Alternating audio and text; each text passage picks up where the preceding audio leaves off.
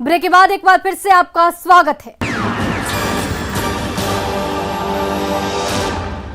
वो नकली सोने का जेवर दिखाकर असली कीमत पर बेच रहे थे।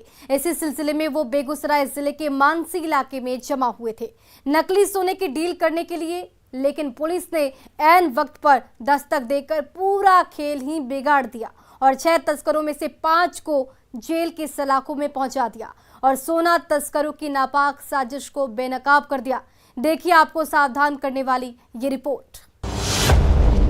बेगूसराय में घूम रहे नकली सोनार, कहीं आप तो नहीं हुए ठगी के शिकार? 5 गिरफ्तार, खुला तस्करी का राज।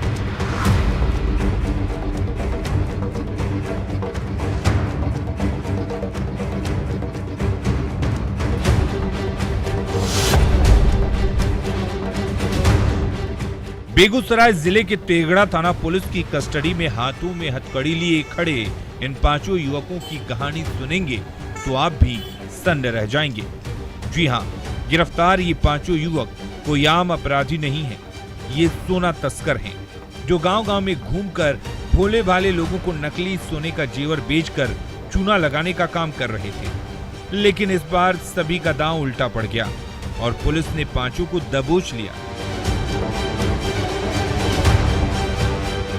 तेगड़ा थाने की पुलिस को सूचना मिली थी कि नकली सोना तस्कर दुलारपुर पोटिया गांची NH 28 के पास जमा हुए हैं और नकली सोने के जेवर को डील करने वाले हैं। खबर मिलते ही पुलिस वालों के कान खड़े हो गए और पुलिस टीम गठित कर छापेमारी के लिए निकल गई। उक्त जगह पर जब पुलिस की दस्तक हुई तो तस्कर भागने लगे, लेकिन पुलिस ने घेराबंदी कर 6 में से 5 को दबोच लिया, जबकि एक आरोपी मौके से पुलिस को चकमा देकर फरार हो गया।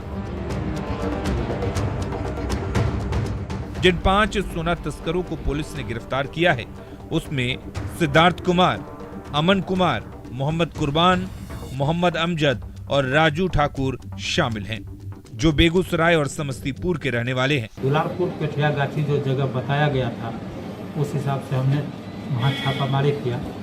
3 मोटरसाइकिल पर वहाँ पर 5-6 आदमी थे, जिसमें एक आदमी भाग गया। पता चला कि वो मानसी का था। तत्काल हम लोगों ने उन लोगों को पहले पूछा, उनका नाम पूछा तो नाम का विस्तृत वर्णन जो है उसमें सिद्धार्थ कुमार, अमन कुमार, मोहम्मद कुर्बान, मोहम्मद अमजद और राजू ठाकुर, ये 5 गिरफ्त में आए।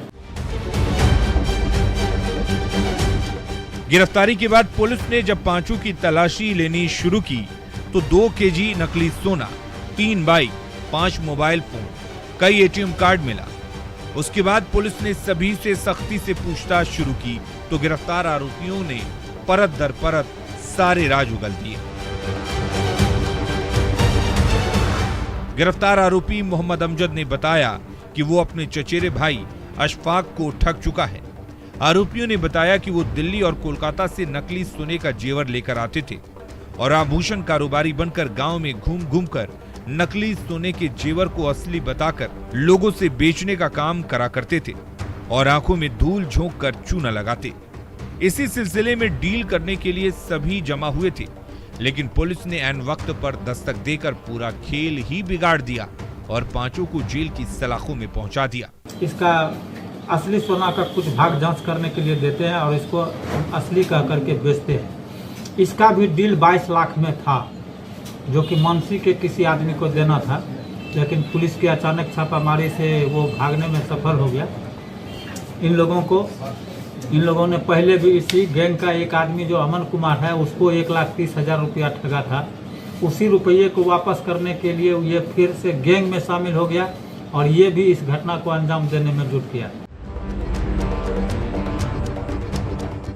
सही सुना आपने, 22 लाख रुपए के नकली सोने के जेवर का डील होने वाला था और 1 किलो 800 ग्राम के नकली सोने के जेवर को 22 लाख रुपए में बेचने वाले थे। लेकिन पुलिस की मुस्तैदी ने सोना तस्करों के नापाक मंसूबों पर समय रहते पानी फेर दिया है। लेकिन सवाल ये है कि सोना तस्कर मानसी में किसके साथ नकली सोने की डील करने वाले थे? वो शख्स कौन है जो नकली सोने का कारोबार करता है और नकली सोने की तस्करी में कौन कौन लोग शामिल हैं?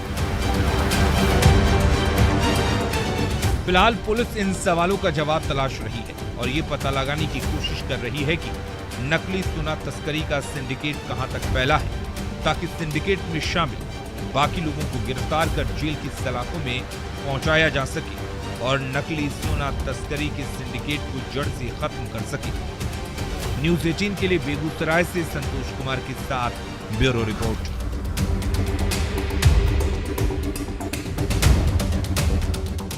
राजधानी पटना में अपराधियों के हौसले कितने बुलंद हैं, इसे समझना हो तो हमारी ये खास रिपोर्ट जरूर देखिए। अपराधियों ने प्रदेश की राजधानी में एक नहीं, एक ही साथ 2 युवकों को मौत के घाट उतार दिया। लोग हैरान हैं और पुलिस परेशान। इस डबल मर्डर के पीछे की असल हकीकत क्या है, चलिए देखते हैं। पटना में डबल मर्डर से सनसनी, हत्या के बाद शव को फेंका। बवाल के बीच बड़ा सवाल, कौन है हत्यारा?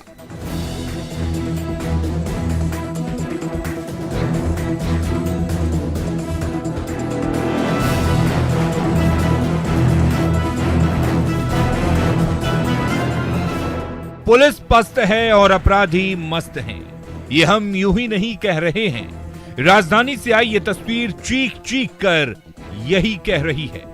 मौत की नींद सो रहे इन 2 युवकों को क्यों मारा गया पता नहीं, कहां मारा गया पता नहीं, पर इतना जरूर पता है कि अपराधियों के हौसले इतने बुलंद हैं कि जान लेने के बाद अपनी काली करतूत छिपाने के लिए शव को बधार में फेंक दिया।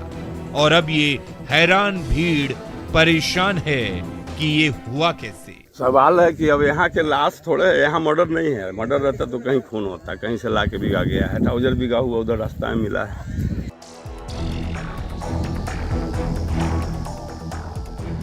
राजधानी पटना में डबल मर्डर से लोगों में हड़कंप है। मामला पटना के गौरीचक थाना क्षेत्र के बरामा खंदा इलाके की है, जहां गोली लगे 2 युवकों का शव बरामद हुआ। शव मिलने से आसपास के इलाकों में सनसनी फैल गई। ग्रामीणों द्वारा घटना की जानकारी पुलिस को दिए जाने के बाद पुलिस ने मौके पर पहुंचकर दोनों शवों को अपने कब्जे में लेकर उसे पोस्टमार्टम के लिए नालंदा मेडिकल कॉलेज भेज दिया है और आगे की कार्रवाई में जुट गई। बरामा खंदा से हुआ है। तो जांच से प्रथम दृष्टिया से क्या लगता है?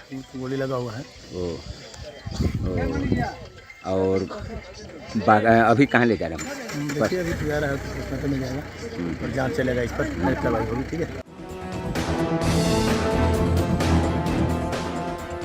पुलिस को अपने तफ्तीश की दिशा अब हर एंगल से करनी होगी और कई सवाल हैं जिनके जवाब पुलिस को ढूंढने होंगे।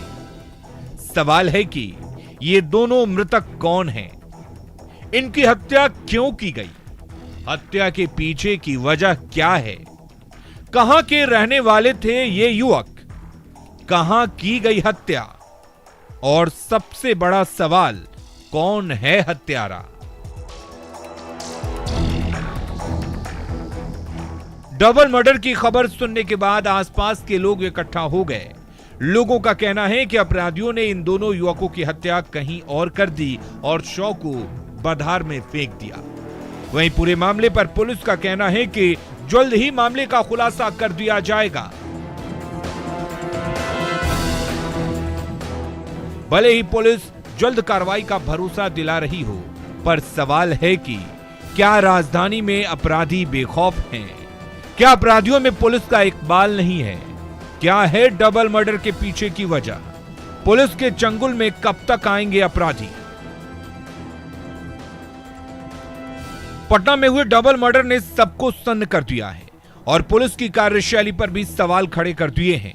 अब देखना होगा कि कब तक पुलिस आरोपियों तक पहुंच पाती है और उन्हें कठोर से कठोर सजा सुनाती है। न्यूज़ 18 के लिए पटना से मनोज सिन्हा के साथ ब्यूरो रिपोर्ट। अपराधी चाहे लाख शातिर हो, तफ्तीश की दिशा अगर सही है तो बच नहीं सकता कोई गुनाहगार सलाखों के पीछे जाने से। तो पुलिस चाहे सोई हो, मुजरिम चाहे कोई हो, आप बने रहिए हमारे साथ, क्योंकि हर जुर्म के खिलाफ हमारी तफ्तीश लगातार जारी है।